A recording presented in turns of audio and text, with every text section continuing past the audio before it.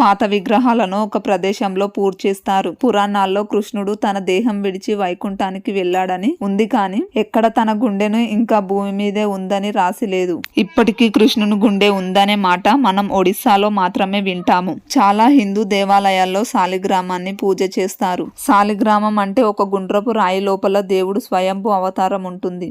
మనలో కూడా ఒక బ్రహ్మ పదార్థం ఉంటుంది, దాన్నే ఆత్మ అంటారు. మనం మరణించాక మన దేహాన్ని కాల్చేయొచ్చు, పూడ్చేయొచ్చు, కానీ ఆత్మని మాత్రం కాల్చలేరు, పూడ్చలేరు. ఈ విషయాన్ని మనకి గుర్తు చేయడానికి ఈ నవకళేబర ప్రక్రియ చేస్తారని అనుకుంటున్నాను. నాకైతే ఈ పూరి జగన్నాథుడి కథ వింటే ఇంకా వినాలనిపిస్తుంది. ఈ పూరి జగన్నాథుడి కథ చాలా బాగుంది. పూరి జగన్నాథుడి కథ షార్ట్ వీడియోలోనే కాకుండా లాంగ్ వీడియోలో కూడా చెప్పానండి, ఒకసారి వెళ్ళి చూడండి. కథ మాత్రం చాలా బాగుంటుంది. మీకు ఈ వీడియో నచ్చినట్లయితే ప్లీజ్ లైక్, షేర్, సబ్స్క్రైబ్ అండి. Thank you for watching.